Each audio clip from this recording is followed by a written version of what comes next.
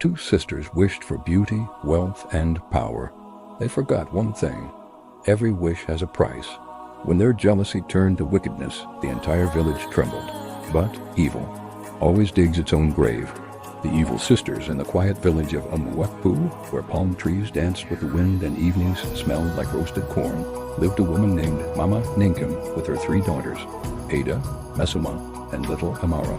Ada and Mmesoma were known across the village for their beauty, the kind that made people stop and stare, but also for their attitudes, the kind that made those same people quickly look away. They were rude, arrogant, and proudly lazy. If something required effort, they wanted no part of it. Amara, the youngest, was their opposite.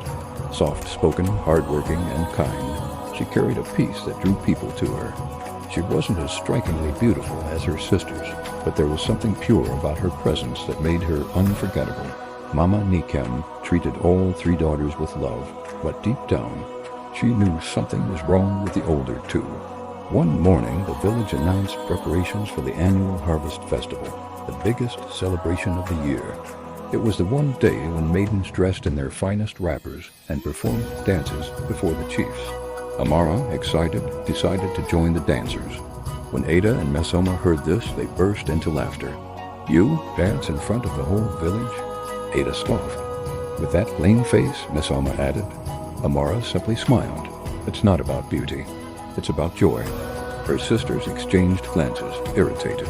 Special looks or expensive clothes still managed to glow, and for the first time, Ada and Mmesoma went to the stream, mostly to show off. They giggled loudly, pretending they were models on a catwalk.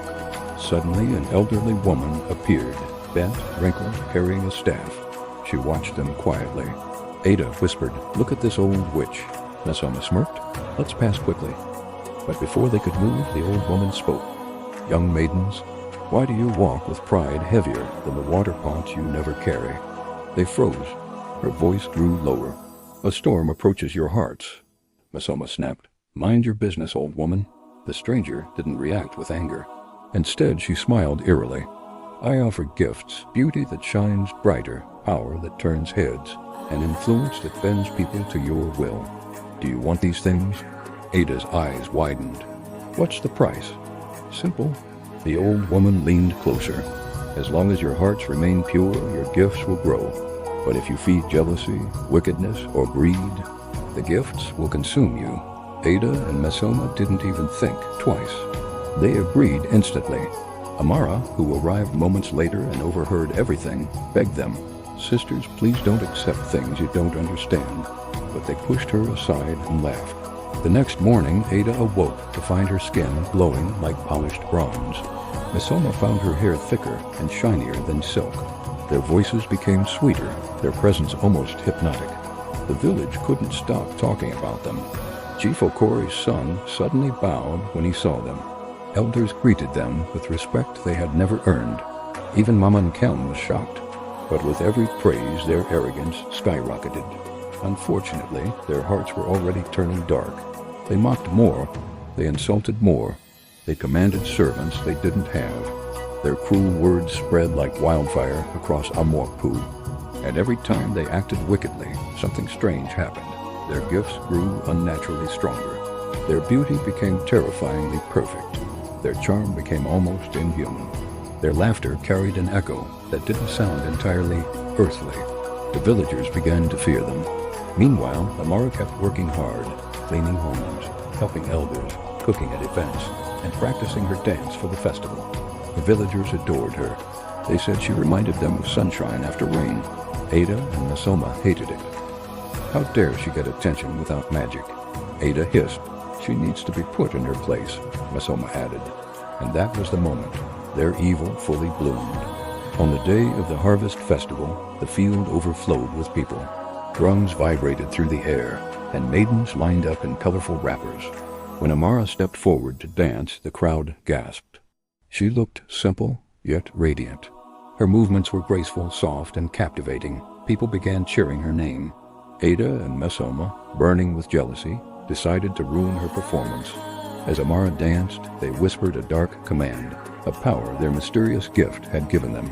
Suddenly, the ground beneath Amara cracked slightly. She stumbled. The crowd gasped. But instead of falling, Amara regained her balance and danced even better. The cheers doubled. Ada and Mmesoma's faces twisted in rage. Their eyes briefly turned pitch black. And that's when the sky darkened and thunder rumbled. Wind roared like an angry beast. The villagers screamed, scattering for shelter. Lightning struck the festival ground, not harming anyone, but splitting the center stage in half. The old woman from the stream appeared again, not bent, not wrinkled, but radiant. A powerful spirit. Ada, Mmesoma, she said sternly, you were warned, yet you fed your envy until it grew teeth. The sisters trembled.